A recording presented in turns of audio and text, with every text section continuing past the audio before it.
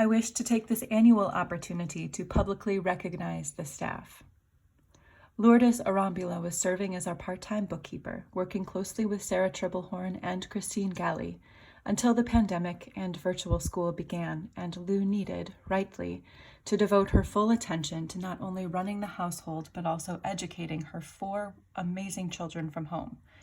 We miss you on the staff, Lou, but we love to keep in touch. Clarence Haynes continues to be a cheerful and steadfast presence on our property, upholding its safety, beauty, and overall health. He swiftly and skillfully has taken care of manifold maintenance projects and is the point of contact for numerous contractors, including those who care for our vintage boiler and ventilation system, our plumbing and drainage issues, and of course the bell tower restoration. All the while, he has been continuing his studies in heating, ventilation, and air conditioning, HVAC systems, and recently earned the highly useful and sought-after Universal certification. Congratulations and well done, Clarence. We are really proud of you and grateful for you. And although not members of the staff, our dedicated cleaning crew from Janney King continues to care for our building wonderfully. They truly honor our church by their really thorough and reverent work. We are grateful for their presence. Ed Mackie Schramm, director of music, started the year with his characteristic brilliance, leading the musical design and performance at the consecration of the Reverend Dr. Bonnie Perry as our 11th bishop at the beginning of February, coordinating with Opera Moto on their production of Dialogue of the Carmelites in our sanctuary later in February, and then on March 1st, hosting the exquisite British vocal ensemble Apollo 5, our first foray, at least in some time, into music concerts with a box office. Ed led this major step forward.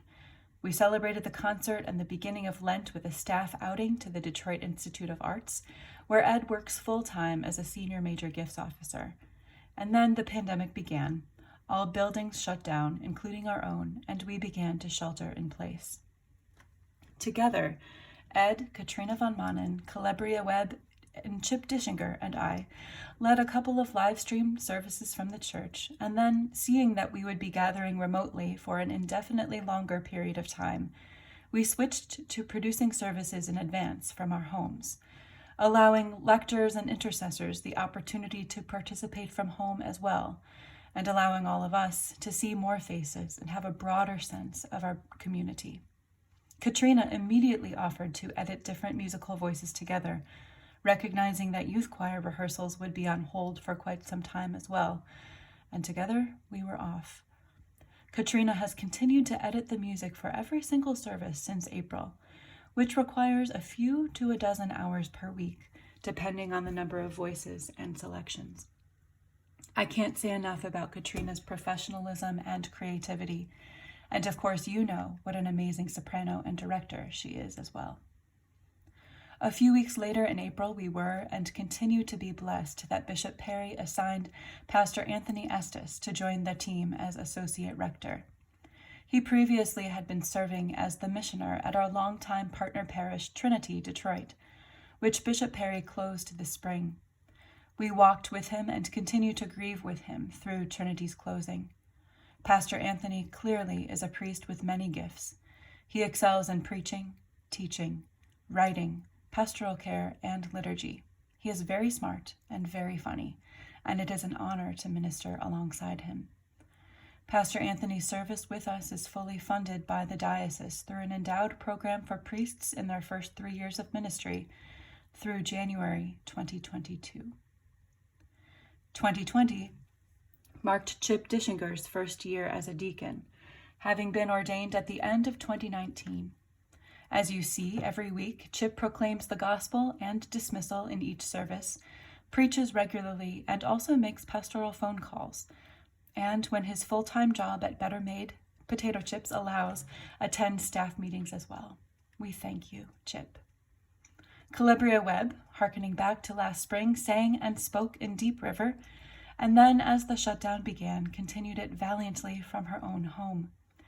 Calabria continues to build our relationships with community partners beyond our church walls, which, since we are also outside of our church walls, is work that is not only possible, but critical during this time. This summer, Calabria and Pastor Anthony led the writing of a beloved community grant application that would help fund our work toward racial justice. Although it was not funded due to overwhelming national demand, a good sign in itself, we were able to apply portions of other budgeted funds, such as adult education and worship, to get started. Calabria and Pastor Anthony remain integral members and leaders of the Facilitating Racial Justice pilot program that began in Advent. Calabria provides operational support for our Sunday school program and is always looking for new ways to educate and strengthen our community. Beth Ann Teslick, Associate for Faithful Creative Communications, blesses all of us with her skills and delight in the field of integrated marketing and has been using her long-honed skills as a project manager to help us take big steps together this year, such as developing a box office for Apollo 5, setting up an online store for J2A fundraisers, and reapproaching beloved traditions such as back to school and Advent by Candlelight. Beth Ann works closely with our stewardship and heritage committees to help us connect, understand, and tell our stories. She has also been helping to lead racial justice work at the diocesan level, all while managing virtual school and family, and I know that I am just scratching the surface. Scratching the surface is also all I'll be able to do to tell you what Sarah Tribblehorn, Associate for Operations, does too, because she does a lot. You may not see her as often on the screen or on Zoom, and in fact she can't be here today because she is the secretary for her own parish's annual meeting, but she is the point person for all things financial and related to our building. Working with Christine Galley, she has managed the transition from desktop to remote accounting, a need that came into very sharp relief when our safe use of the building became much more limited. This is a new and more fully functional database, which you will be hearing more about this spring. Sarah manages our safety protocol and is the on-site coordinator for services that we are able to hold whenever we are able to hold them, outside on the lawn or in a very, very limited capacity inside. She is an intrepid organizer and in fact is taking online classes in library management, so her skills just keep getting better and better. And of course, you know her as your main point of contact, answering the general church phone and email. Of course, we all look forward to returning to our offices for regular work together, at the same time, in the same place, sharing the same air, in Sibley House. And for Pastor Anthony, that includes actually moving into Sibley House for the first time. But for now, I am here to report that the staff is working really well and really, really hard to further the mission of Christ Church throughout difficult circumstances.